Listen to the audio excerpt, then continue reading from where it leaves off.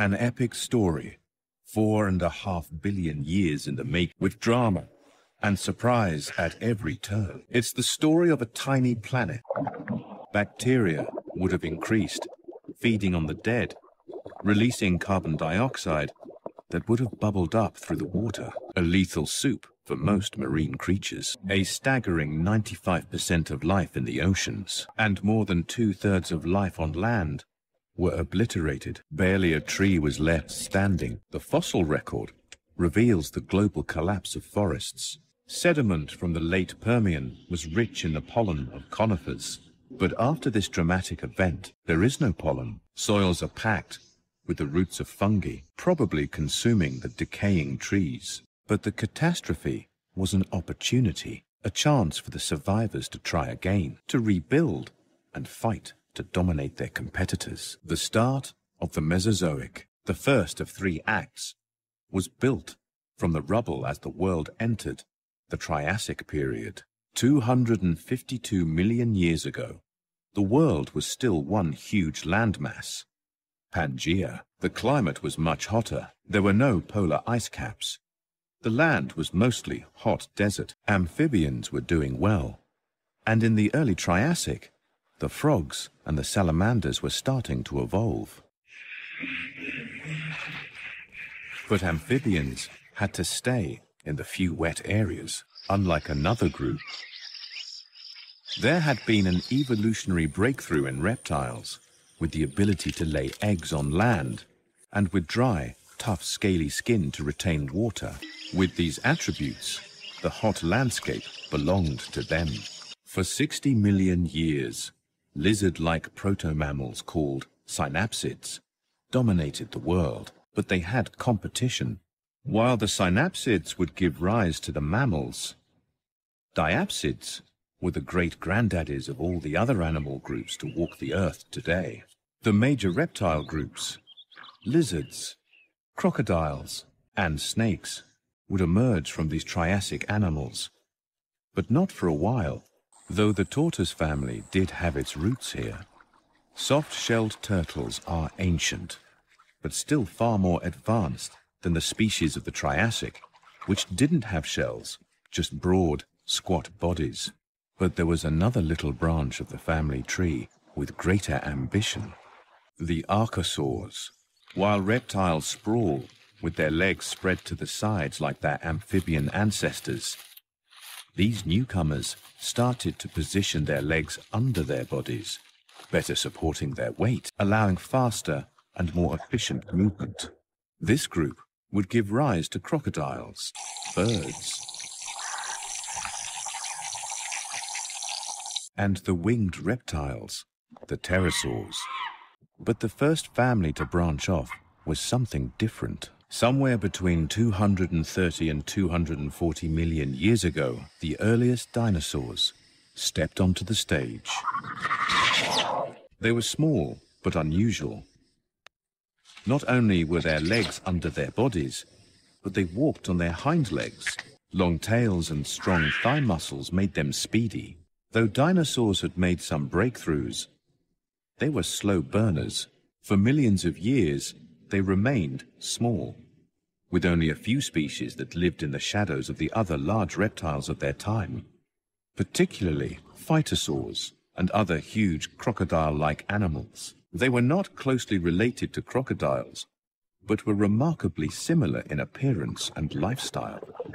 The world they lived in was dominated by conifer trees.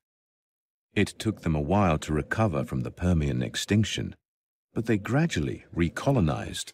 The pine forests had an understory of scrubs and vines.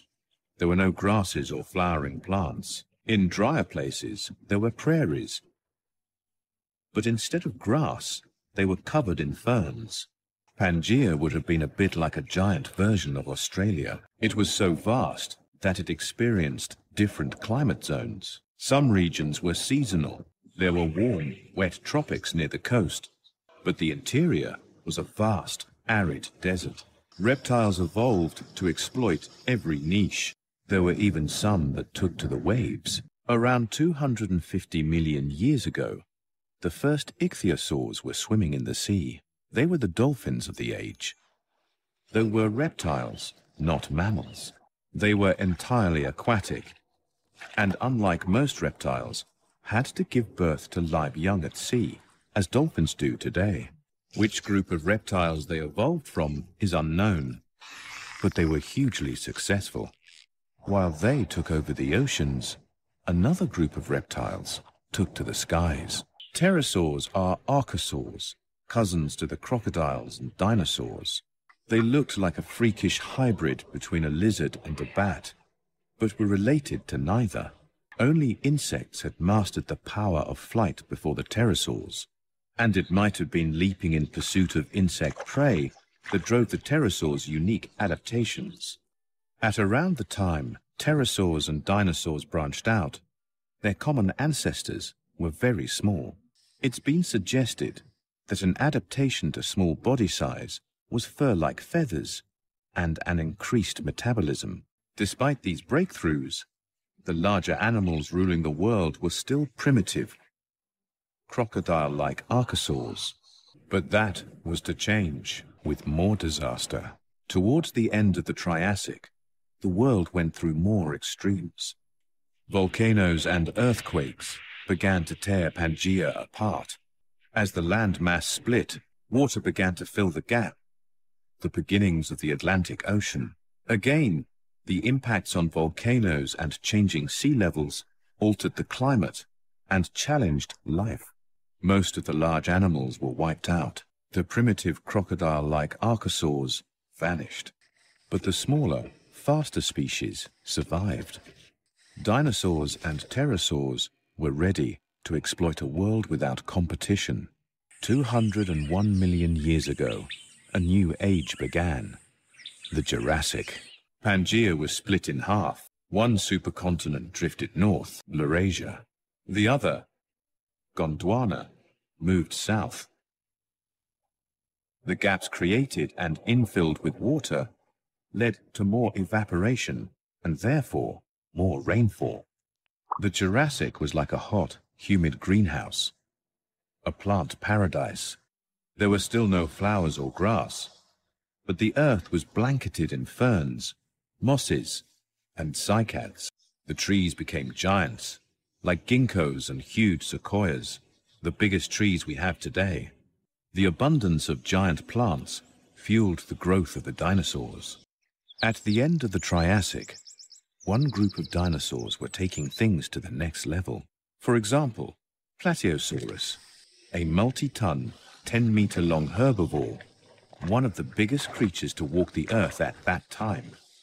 It was a basal sauropod, a family that would go on to produce the biggest animals ever to walk the earth, including some beasts weighing over 100 tons. But while dinosaurs were supersizing, beneath their feet, mammals remained small and inconspicuous. They were not the stars of the Jurassic, but mammals were going through radical changes as well. The mammals had already made some major changes, giving them the edge over their reptile ancestors. The hearing capabilities of reptiles is limited, with small bones attached to the jaws. But in mammals, the bones separated and became more delicate and sensitive, improving their ability to feed. The teeth of reptiles, even advanced ones like crocodiles, are uniform, all the same shape. Whatever they bite, they must swallow whole.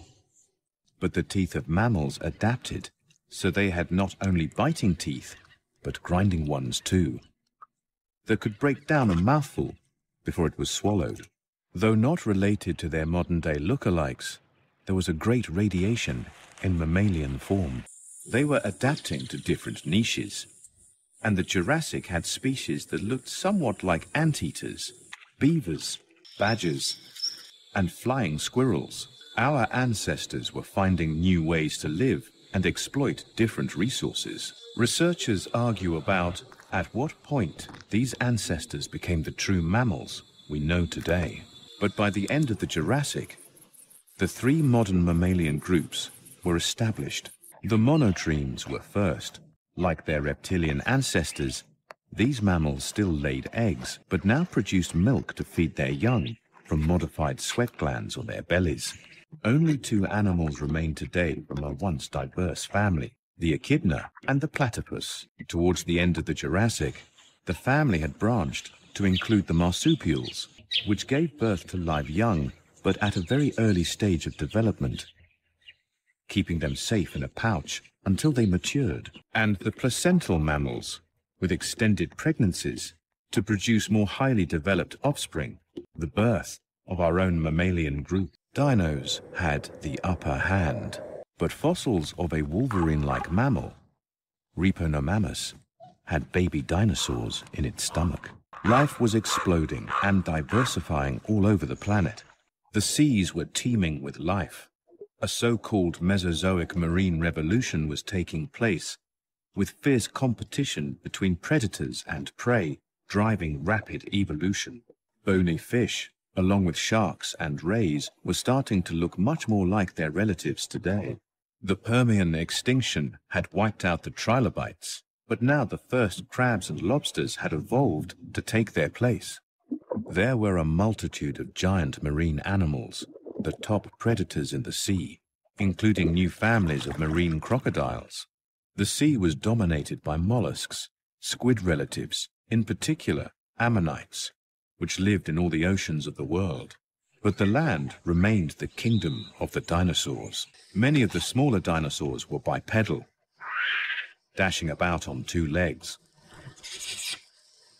Walking on two legs left the arms free to do other things. Many were feathered, perhaps for warmth.